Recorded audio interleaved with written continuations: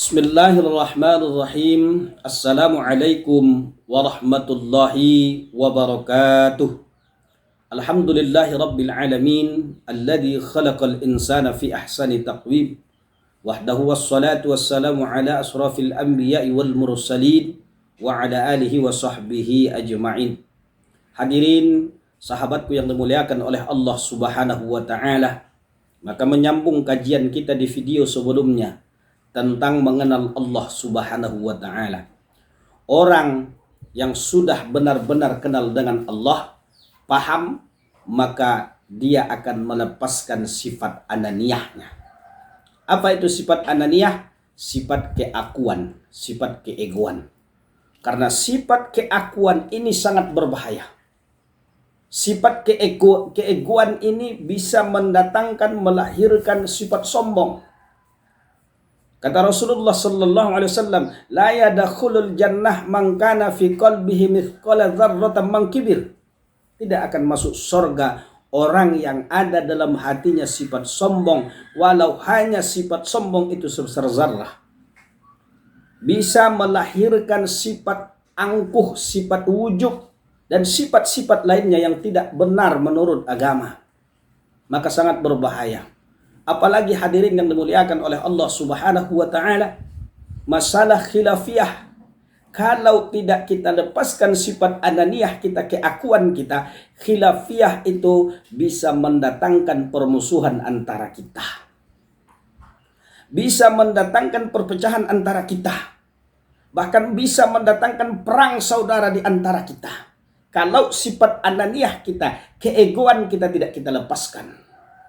Karena kenapa? Khilafiyah itu, perbedaan itu tidak bisa kita elakkan. Sampai hari kiamat yang namanya perbedaan pasti akan ada. Jangankan perbedaan di dalam Islam, perbedaan di luar Islam pun pasti ada. Karena ini sudah merupakan ketetapan Allah Subhanahu wa taala. Tapi bukan berarti kita mengakui kebenaran agama-agama lain. Tapi pasti ada perbedaan, baik itu antar agama.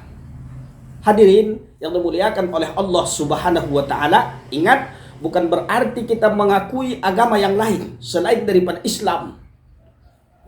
Dan apalagi sekarang, jangan kebablasan dalam toleransi. Artinya apa? Kebablasan dalam toleransi, kita mengucapkan Natal misalnya. Kita mendoakan mereka. Ini seakan-akan kita membenarkan, mengakui agama di luar daripada Islam. Tapi perbedaan itu pasti ada. Allah sudah nyatakan dalam Al-Quran. Surat Yunus ayat 99 dan ayat 100. Apa kata Allah? Walau sya'a rabbuka la'amana man fil ardi kulluhum jami'ah. Afa anta tukrihun nasa hatta yakunu mu'minin? Kata Allah, dan jika Tuhanmu menghendaki, tentulah beriman semua orang yang ada di muka bumi ini. Semuanya, seluruhnya beriman. Apa anta tukrihun nasa hatta yakunu mu'minin? Apakah kamu hendak memaksakan manusia supaya mereka menjadi orang-orang yang beriman? Engkau paksakan kehendakmu agar mereka beriman, kata Allah. Wa makana li nafsi an tu'mina illa biiznillah. Dan tidak ada yang beriman kecuali dengan izin Allah Subhanahu wa taala. Wa yaj'alur rijsa 'alal ladina la ya'qilun. Dan Allah menimpakan kemurkaannya kepada orang-orang yang tak mempergunakan akalnya. Ini menandakan bahwa ada perbedaan di antara agama. Karena sekiranya Allah ingin membuatnya semuanya beriman, bisa Allah, sanggup Allah. Tapi Allah tak buat. Karena surga dan neraka itu jangan kita pahami hanya tempat hukuman dan tempat balasan kebaikan. Tapi surga dan neraka itu merupakan bukti dan tanda kekuasaan keagungan Allah Subhanahu wa taala. Tapi bukan berarti kita mengakui kebenaran agama yang lain, hadirin yang dimuliakan oleh Allah. Bagaimana kita menyikapinya? Bagaimana kita memahaminya? Kita jangan memvonis orang-orang yang di luar agama kita yang masih hidup langsung masuk neraka. Karena kalau mereka masih hidup, masih terbuka bagi mereka taufik dan hidayah. Kecuali yang sudah mati, yang sudah innalillah, berarti sudah Allah tetapkan neraka balasan bagi mereka. Tapi kalau masih hidup, belum lagi tertutup bagi mereka taufik dan hidayah. Artinya apa? Hari ini dia misalnya kafir, boleh jadi besok dia beriman dengan taufik dan hidayahnya Allah Subhanahu wa taala. Ini perbedaan antara agama.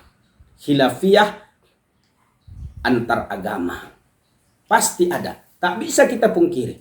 Begitu juga di dalam kita Islam ada perbedaan-perbedaan, ada khilafiyah, dan kita harus berlapang dada menerima khilafiyah tersebut. Bagaimana kita bisa berlapang dada menerima khilafiyah tersebut? Adalah dengan melepaskan sifat ananiyah, keakuan kita. Karena kalau ini kelompok ini misalnya tahlilan, ada yang meninggal, ini tak tahlilan, kemudian yang ini membid'ahkan yang ini mengharamkan yang ini usil dengan ibadah yang ini pakai jenggot, yang itu tak pakai jenggot, ini pakai jubah, yang itu tak pakai jubah, saling mencaci, saling menghina, apa yang terjadi? Bisa terjadi perang saudara, hadirin yang dimuliakan oleh Allah. Karena di sini bukan perbedaan yang qat'i, bukan perbedaan yang sudah putus hukumnya. Salat zuhurnya masih 4 rakaat, ucapan 2 kalimat syahadatnya masih asyhadu alla ilaha illallah wa asyhadu anna muhammadar rasulullah, berarti dia saudara kita seakidah. Jangan saling usil, jangan saling menyalahkan satu sama lain ibadah yang dilakukan. Karena kalau kita menyalahkan, kalau kita mengakui hanya kita yang benar, berarti kita mengedepankan sifat ananiyah kita, sifat keakuan kita. Hadirin yang dimuliakan oleh Allah Subhanahu wa taala. Coba kita lihat kisah-kisah. Rasulullah menceritakan bagaimana perbedaan antara malaikat. Jangankan kita yang hidup di akhir zaman sekarang ini. Antara malaikatnya Allah saja ada perbedaan. Dikisahkan, kata Rasulullah, ada orang sebelum kalian kata Rasulullah kepada sahabat, seorang hamba Allah yang telah membunuh orang 99 orang banyaknya. Kemudian dia mencari orang alim dan bertanya kepada orang alim tersebut, wahai orang alim, saya sudah bunuh orang 99 orang, maka hari ini saya ingin bertobat minta ampun kepada Allah. Akankah Allah menerima taubat ataupun minta ampunku? Kata orang alim ini, Allah tidak akan terima lagi. Maka orang alim ini dibunuh oleh dia, genap menjadi 100 orang. Kemudian dia cari lagi orang yang lebih alim dan orang yang berilmu. Alim berilmu, yang paham. Dia jumpai, kemudian dia bertanya, wahai orang alim, saya sudah bunuh orang 100 orang. Sekarang ini saya ingin bertobat, minta ampun kepada Allah Subhanahu wa taala. Apakah tobatku masih diterima oleh Allah? Orang alim ini menjawab, jika engkau ingin bertobat, jika engkau ingin minta ampun, mengakui kesalahanmu, Allah akan tetap terima. Tapi saran saya, jauh-jauhlah kamu dari kampungmu. Karena di kampungmu itu adalah orang yang suka bermaksiat. Sedangkan ada kampung di sana orangnya taat-taat. Hijrahlah, berangkatlah ke sana. Karena kalau masih di kampungmu nanti engkau akan terpengaruh. Singkat cerita, hadirin yang dimuliakan oleh Allah, berangkat dia menuju kampung orang-orang yang taat kepada Allah tersebut. Di perjalanan, maka terjadilah kematian baginya. Inna lillahi wa inna ilaihi raji'un.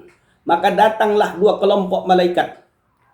Diceritakan oleh Rasulullah, kalau kita nanti meninggal dunia tergantung iman kita, amalan-amalan kita. Kalau iman kita bagus, amalan kita mantap, maka malaikat yang akan menjemput ruh kita, yang akan membawanya ke hadapan Allah adalah malaikat rahmat. Tapi sebaliknya, kalau kita orang yang tak beriman, yang tak beribadah, maka yang membawa ruh kita adalah malaikat azab.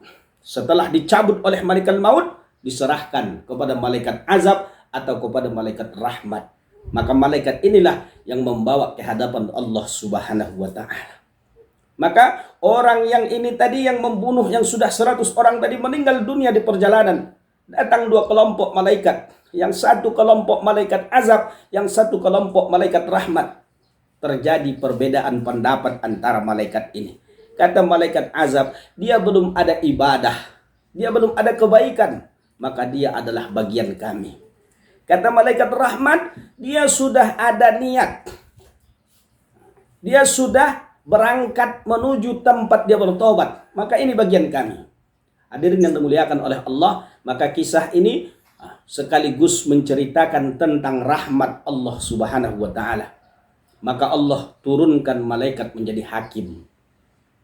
Allah utus malaikat menjadi hakim antara malaikat dua kelompok ini. Maka singkat cerita, diukurlah jarak. Mana yang lebih dekat antara tempat dia bertobat atau tempat kampungnya maksiat. Maka ternyata lebih dekat kepada kampung tempat bertobat tadi. Orang-orang yang ahli ibadah tadi. Maka dia menjadi bahagian daripada malaikat rahmat.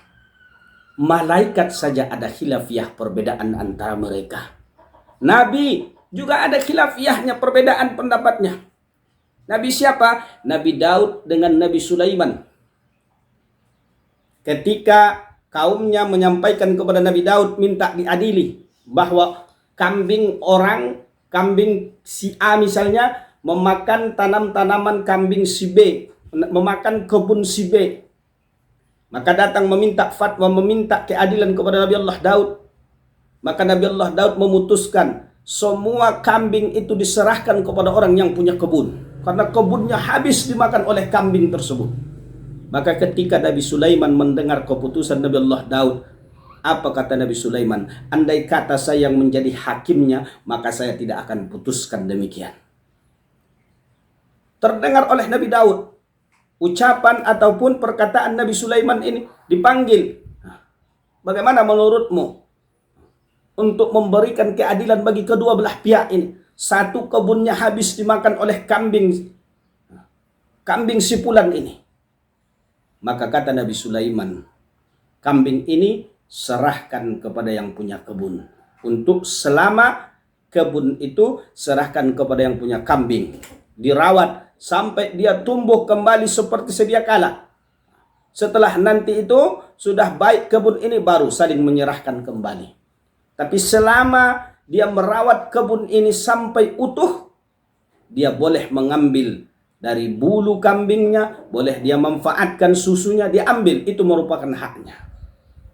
Tapi nanti setelah kebunnya baik, pulih, kambing itu kembali diserahkan kepada yang punya. Si kebun ini serahkan kepada yang punya. Hadirin yang dimuliakan oleh Allah, Nabi saja ada perbedaan pendapatnya. Maka Nabi Daud mengambil keputusan pendapat daripada Nabi Sulaiman. Ketika zaman Rasulullah juga ada khilafiyah. Dua orang yang dalam safar perjalanan. Ketika mereka safar, datang waktu sholat. Mau berwudu tak jumpa air, maka mereka melakukan tayamum. Setelah mereka tayamum, mereka sholat. Kemudian mereka melanjutkan kembali perjalanan mereka. Ternyata di perjalanan selanjutnya mereka menemukan air.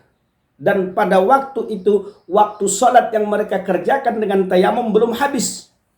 Maka dari yang dua ini melakukan sholat kembali dengan berwudu. Karena sudah jumpa dengan air. Hadirin yang dimuliakan oleh Allah. Yang satunya lagi tak dia ulangi sholatnya. Karena dia sudah merasa sudah sholat dengan tayamum.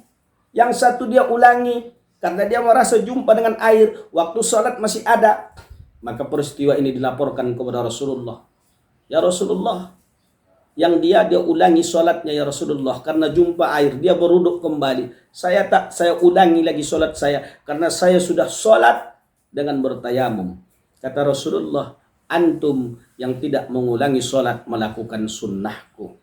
Dan antum yang melakukan sholat kembali karena jumpa air, mendapat dua pahala. Pahala sholat yang pertama dengan yang tayamum.